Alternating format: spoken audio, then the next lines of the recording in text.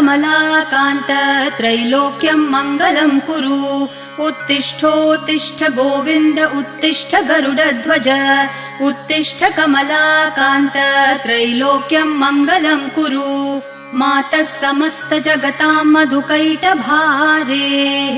वक्षो विहारिणि मनोहर दिव्यमूर्ते श्रीस्वामिनि श्रितजनप्रिय दानशीले श्रीवेङ्कटेश दयिते तव सुप्रभातम्। मातः समस्त जगतां मधुकैटभारेः वक्षो विहारिणि मनोहर दिव्यमूर्ते श्रीस्वामिनि श्रितजनप्रिय दानशीले श्रीवेङ्कटेश दयिते तव सुप्रभातम्। तव सुप्रभातमरविन्दलोचने भवतु प्रसन्नमुखचन्द्रमण्डले विधिशङ्करेन्द्रवनिताभिरर्चिते वृषशैलनाथ दयिते दयानिधे। अत्र्यादिसप्तऋषयः समुपास्य सन्ध्याम् आकाशसिन्धुकमलानि मनोहराणि आदाय पादयुगमर्चयितुम् प्रपन्नाः शेषाद्रिशेखर विभो तव सुप्रभातम्। पञ्चाननाब्ज भव षण्मुखवासवाद्याः त्रैविक्रमादिचरितं विबुधास्तुवन्ति भाषापतिः पठति वासरशुद्धिमारात् शेषाद्रिशेखर विभो तव सुप्रभातम्। ईषत्प्रफुल्लसरसीरुहनारिकेलपूगद्रुमादिसुमनोहर पालिकानाम् आवाति मन्दमनिलः सह दिव्यगन्धैः शेषाद्रिशेखर विभो तव सुप्रभातम्। उन्मील्य नेत्रयुगमुत्तम पञ्चरस्था पात्रावशिष्ट कदलीफलपायसानि भूत्वा सलीलमथकेलिशुकाः पठन्ति शेषाद्रिशेखर विभो तव सुप्रभातम्। तन्त्री प्रकर्ष मधुरस्वनया विपञ्च्या गायत्यनन्तचरितं तव नारदोऽपि भाषा समग्रमसकृत्करचाररम्यम् शेषाद्रिशेखर विभो तव सुप्रभातम्। भृङ्गावली च मकरन्दरसानुविद्ध झनकार गीतनिनदैः सह सेवनाय निर्यात्युपान्तसरसी कमलोदरेभ्यः शेषाद्रिशेखर विभो तव सुप्रभातम्। योषागणेन वरदग्निविमथ्यमाने घोषालयेषु दधिमन्थन तीव्रघोषाः रोषात् कलिं वदधते ककुभश्च कुम्भाः शेषाद्रिशेखर विभो तव सुप्रभातम्। पद्मेशमित्रशतपत्रगतालिवर्गाः हर्तुं श्रियं कुवलयस्य निजाङ्गलक्ष्म्या भेरीनिनादमिव बिभ्रति तीव्रनादम् शेषाद्रिशेखर विभो तव सुप्रभातम्। श्रीमन्नभीष्टवरदाखिललोकबन्धो श्री श्रीनिवास जगदैकदयैकसिन्धो श्रीदेवतागृहभुजान्तर दिव्यमूर्ते श्रीवेङ्कटाचलपते तव सुप्रभातम्। श्रीमन्नभीष्टवरदाखिललोकबन्धो श्री श्रीनिवास जगदेकदयैकसिन्धो श्रीदेवतागृहभुजान्तर दिव्यमूर्ते श्रीवेङ्कटाचलपते तव सुप्रभातम्। श्रीस्वामी पुष्करिणिकाप्लवनिर्मलाङ्गाः श्रेयोर्थिनो हरविरिञ्च सनन्दनाद्याः द्वारे वसन्ति वरवेत्रहतोत्तमाङ्गाः श्रीवेङ्कटाचलपते तव सुप्रभातम्। श्रीशेषशैलगरुडाचल वेङ्कटाद्रिनारायणाद्रिवृषभाद्रिवृषाद्रिमुख्याम् आख्याम् त्वदीयवसतेरनिशं वदन्ति श्रीवेङ्कटाचलपते तव सुप्रभातम्। सेवापरः शिव सुरेश कृशानुधर्म रक्षोऽम्बुनाथ पवमान धनाधिनाथाः बद्धाञ्जलि प्रविलसन्निज शीर्षदेशाः श्रीवेङ्कटाचलपते तव सुप्रभातम्। घाटेषु ते विहगराज मृगाधिराज नागाधिराज गजराज हयाधिराजाः स्वस्वाधिकारमहिमाधिकमर्थयन्ते श्रीवेङ्कटाचलपते तव सुप्रभातम्। सूर्येन्दुभौमबुधवाक्पतिकाव्यसौरिस्वरभानुकेतुदिविषत्परिषत्प्रधानाः त्वद्दासदासचरमावधिदासदासाः श्रीवेङ्कटाचलपते तव सुप्रभातम्। त्वत्पादधूलिभरितस्फुरितोत्तमाङ्गाः स्वर्गापवर्गनिरपेक्षनिजान्तरङ्गाः कल्पागमाकलनयाकुलताम् लभन्ते श्रीवेङ्कटाचलपते तव सुप्रभातम्। त्वद्गोपुराग्रशिखराणि निरीक्षमाणाः स्वर्गापवर्गपदवीम् परमाश्रयन्तः मर्त्या मनुष्यभुवने मतिमाश्रयन्ते श्रीवेङ्कटाचलपते तव सुप्रभातम्। श्रीभूमिनायक दयादिगुणामृताब्धे देवाधिदेव जगदेक शरण्यमूर्ते श्रीमन् अनन्त गरुडादिभिरर्चिताङ्घ्रे श्रीवेङ्कटाचलपते तव सुप्रभातम्। श्रीपद्मनाभ पुरुषोत्तम वासुदेव वैकुण्ठमाधव जनार्दन चक्रपाणे श्रीवत्सचिह्न शरणागत पारिजात श्रीवेङ्कटाचलपते तव सुप्रभातम्। कन्दर्पदर्पहर सुन्दर दिव्यमूर्ते कान्ताकुचाम्बुरुह कुड्मललोल दृष्टे कल्याण निर्मल गुणाकर दिव्यकीर्ते श्रीवेङ्कटाचलपते तव सुप्रभातम्।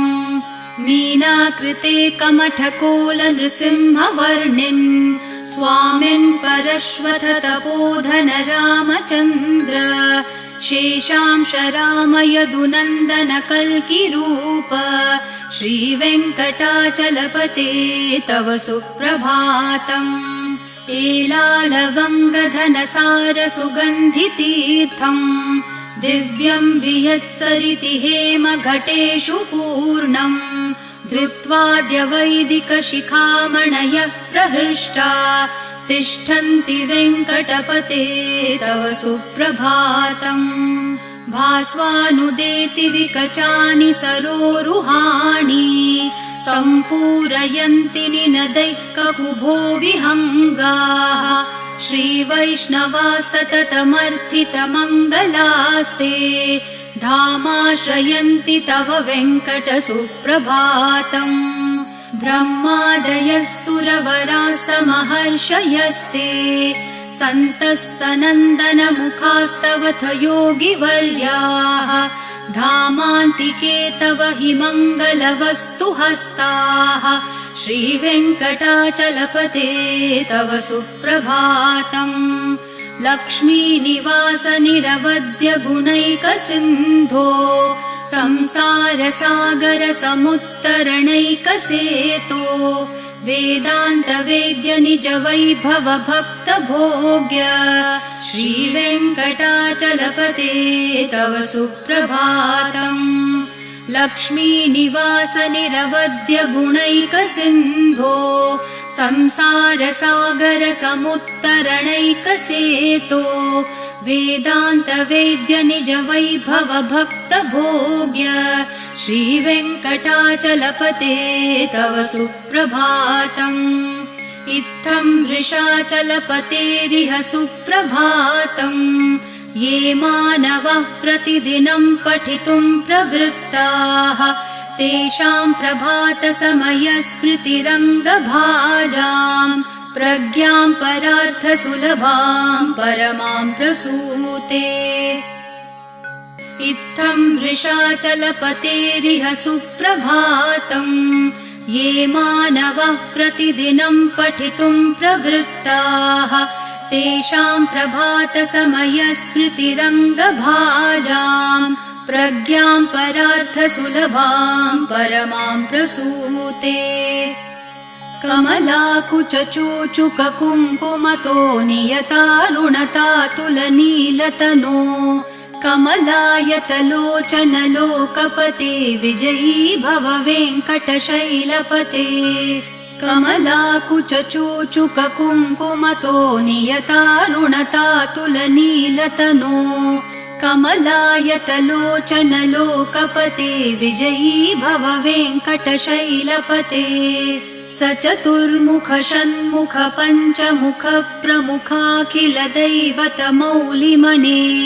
शरणागतवत्सल सारनिधे परिपालय मां वृषशैलपते अतिवेलतया तव दुर्विषहै अनुवेलकृतैरपराधशतैः भरितं त्वरितं वृषशैलपते परया कृपया परिपाहि हरे अधिवेङ्कटशैलमुदारमते जनताभिमताधिकदानरतात् परदेवतया गदितान्न गमै कमलादयितान्न परं कलये कलवेणुरवावशगोपवधू शतकोटिवृतात् स्मरकोटिसमात् प्रतिवल्लविकाभिमतात् सुखदात् वसुदेवसुतान्न परं कलये अभिराम गुणाकरदाशरथे जगदेकधनुर्धर धीरमते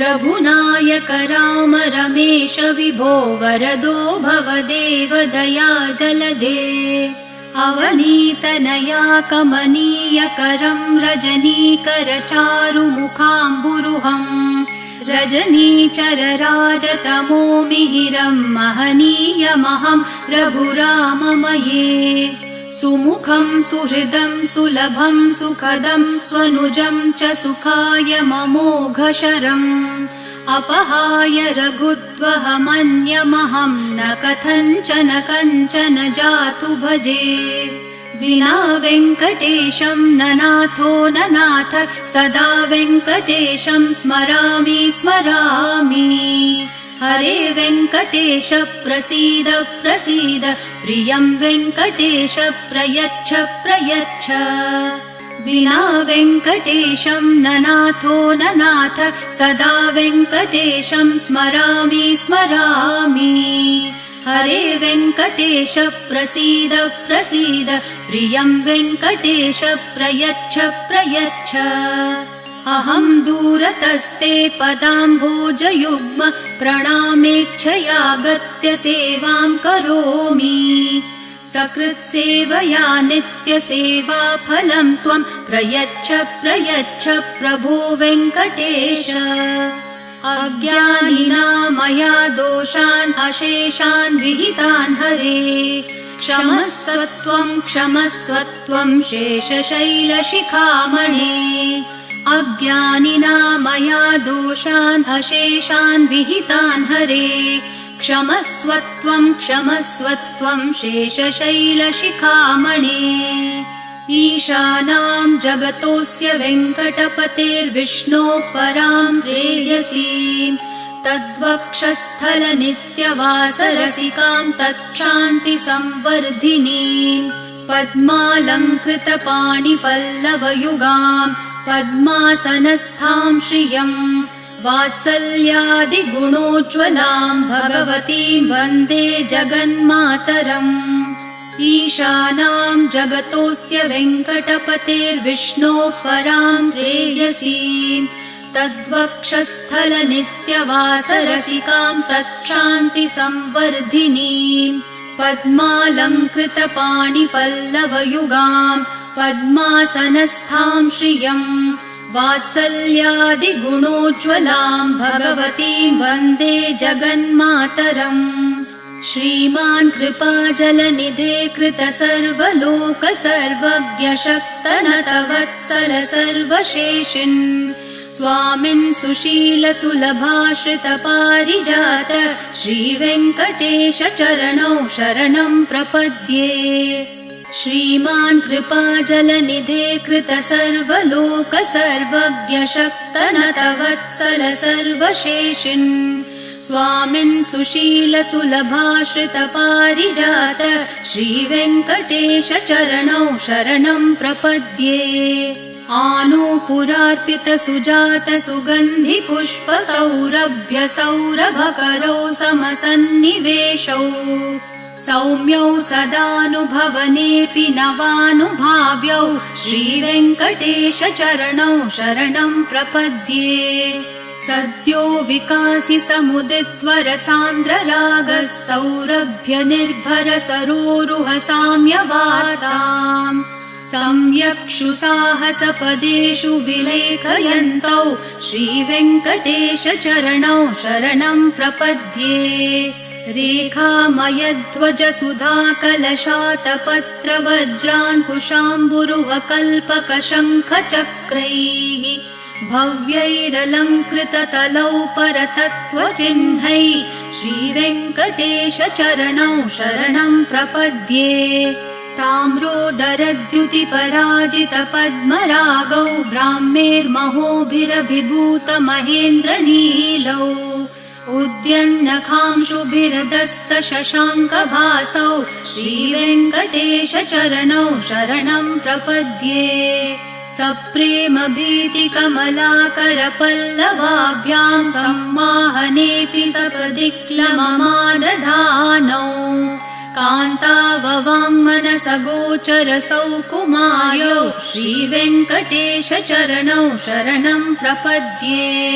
लक्ष्मीमहीतदनुरूप निजानुभाव नीलादिदिव्यमहिषीकर पल्लवानाम् आरुण्यसङ्क्रमणतः किल सान्द्ररागौ श्रीवेङ्कटेश चरणौ शरणं प्रपद्ये।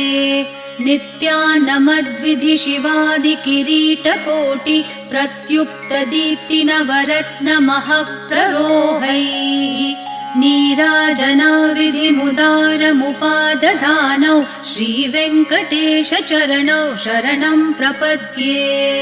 विष्णोपदे परम इत्युदित प्रशंसो यौ मध्य उत्स इति भोग्यतयाप्युपातौ भूयस्ततेति तव पाणितलप्रदिष्टौ श्रीवेङ्कटेश चरणौ शरणं प्रपद्ये।